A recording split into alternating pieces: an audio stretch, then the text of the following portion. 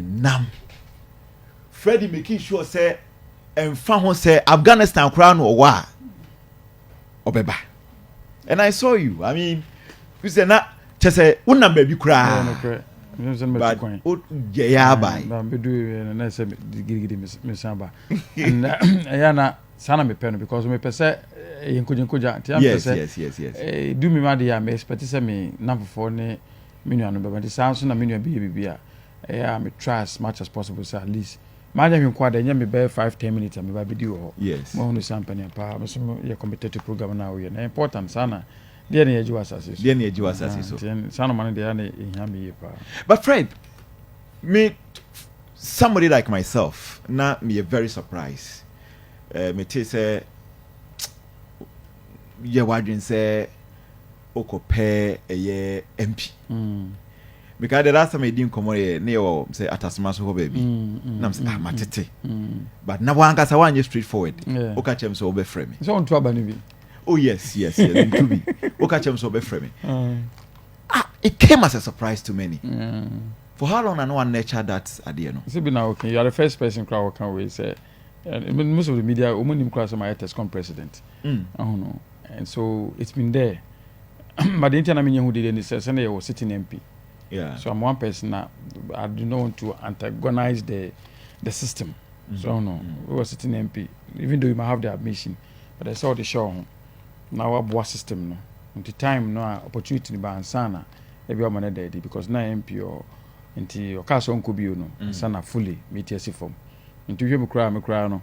Me one of the late comers in terms of aspirants I know more you mutuo. Yeah, in constituency one number so because I was waiting on the MP so confirm say indeed don't could be. It's for 2 reasons. One, because of the respect I have for the MP and the fact that some it is also no idea. That's also so be obey or constituency. I don't know how the Oteso no man so because NPP before. So I didn't MPP NDC MP no there. Then I can go and challenge. So that's it. But the sitting MPs and MPP into I didn't think giddy obey. Oh no. Yeah. Number 2, as soon as say the honor numbers in giddy sir. Okay. Even though MPP seats. Yeah. We won the seasons 92 now. You decline as a contest. You know, from 96 to we won the seat. But margins in the yeah. Giddy. Last term. Election, I think the margins are around 3,000.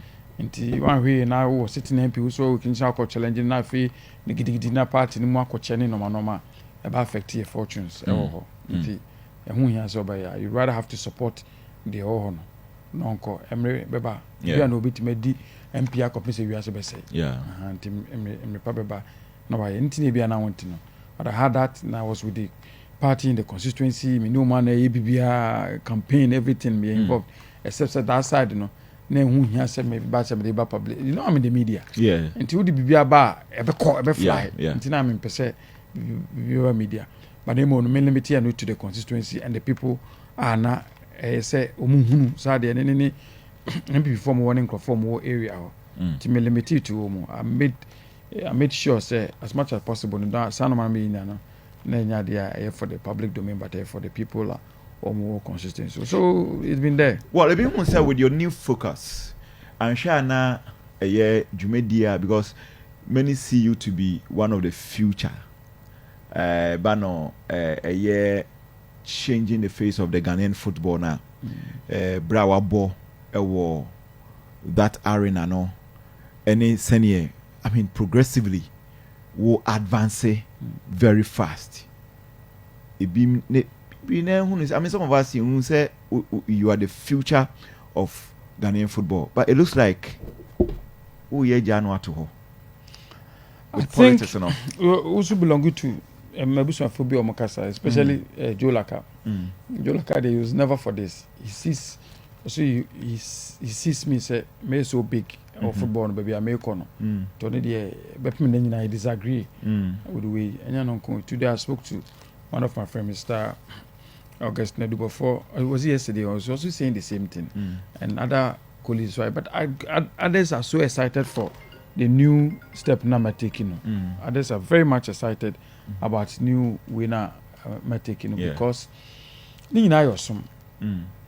sana me hu no mo se ni nyina no eyosom yes ni nyina eyosom nti say osom sa no angle bi a betimi afa na nkofo nya osom fa so bi a no eye okay so football me sha say na nya football na me yeah I started as a sport journalist yeah ni nyina no ni ewu ma na yedi mu akotene so de me kire no but the do be na divert akọ football bi abo say ni related into bi there was no so much talk around that yes what I say yeah but me feel say we need to make a bigger platform ama me impact me community yeah football me impact Ghana ni no nyina but to touch base with my community we need me more leverage me touch base with my community we me community na nyam so fa so more pa but any say be to football na to atwene football no a home football no matiasie ma football no I just I dey meet me back to football or I can even carry it along maybe I make on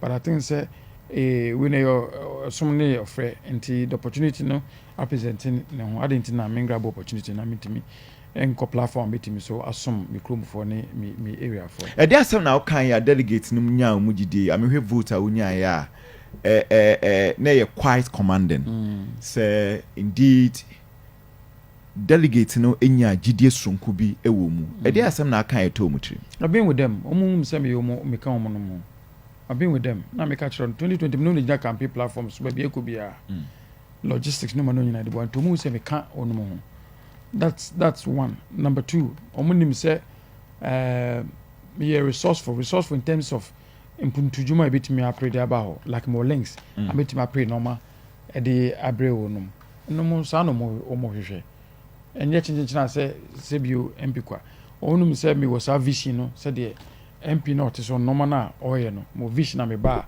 meto asa no ma no so ni ipu no ya ye bi aka ho ono ye chechire mu normal see this person ye mom they bought into it and ama on eji omde so yo mo eto abama me Ahafo Ano South East constituency minim se nyama bibre na ewo wani so apese oye mom na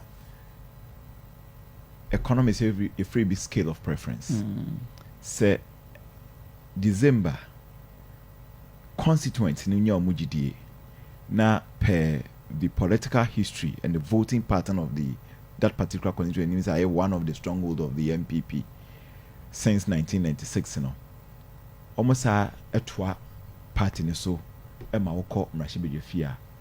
What will be your primary focus in terms of changing the face of the constituency? My marking number 5 number 5 and I want them to understand me in this way. First one, if it's employment. Okay. Youth ni bebre we school Jumaya no a problem. The sitting MP has done so well. Connected a lot of them into the security services, forestry, say. That's who take a burden of whole group of people. Because household ni the rent in every school so when Juma mana ni life no impact even ma me ne papa ni nua no ma o maka o mu ofie ho no. So what am I say?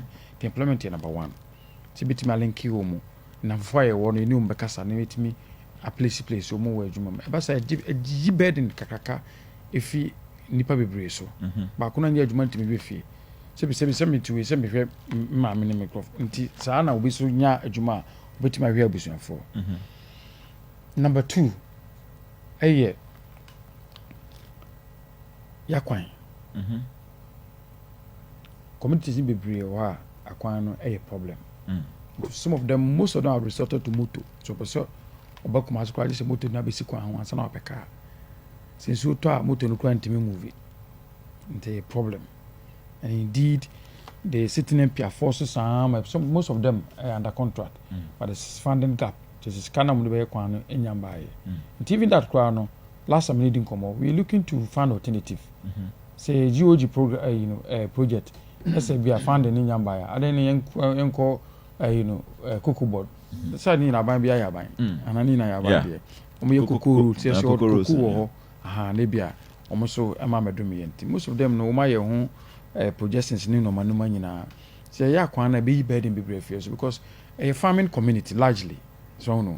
Nti omo ye kua ne kra omo nu ba nyina no kwa mo fa so de aba kwan kra so mbeton no. Ayasem. Ebi na meka se moto. Be na automotos na wo so normal say difficult nti omo ya kwan ma ya me se metimi ruru ma kwan no se the MP start na etimi etoa so na etimi ya kwan na Evans ebe me dey papa to so me san kane a ini echiri fi Kumasi ko se homa the whole day must spend you after no para me spend no para we no me free krumu abe mfa se be 10 o'clock am ko she ho na me free be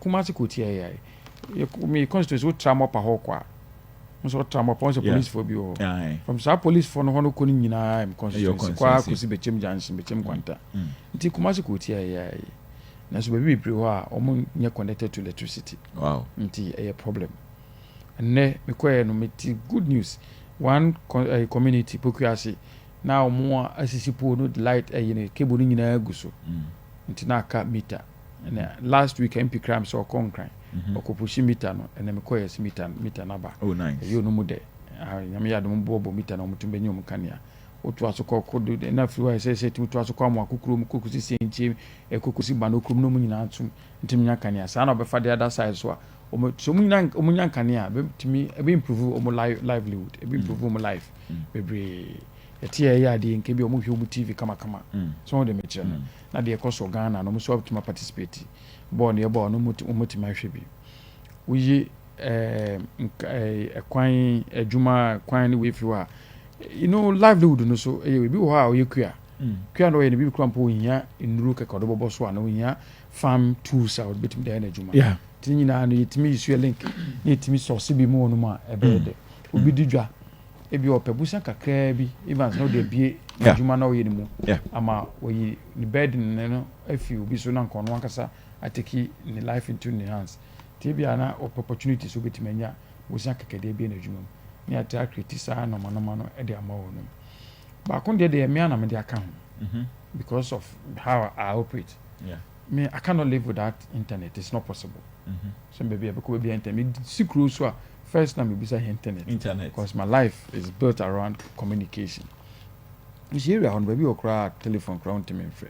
I see. When you tram mopa hono crown pono kono nyina sa kwa no so sampa na ye adwuno ho na ko inside wo nyina no apono so area no communication a problem, networking a problem. MPC or Minister for Communication doing komo ye ba ye beto so na ne kra o mayi as candidate kra say timi to aso na timi pushi sa de ne mo nyame cha de meso mesu no kakra I think what they need there no e so boosti omo signal na e ho no wada on be create repeater station na be bisa e so mutimi e boosti communication is so important you must but doing say something na e bia that is why our vice president a champion of digitalization important conform for margin but it's so important in life ma hunu de ekoso ma utimi ye transaction ma utimi edidwa ni normal bebre those are normal on scale of preference no sa normal way etimi takla de aka no be ye normal bitimi akeka aka ho so hunu na biu ensu galamsey ya sese onumu so bebre ewo area ho so okay first no ko ensu tini kwampo ne yensu papa before pipe ensu tini ne yensu papa utimiti bode ha banko da sensu na ono ene galamsey ni nyina ga sese ensu ni nyina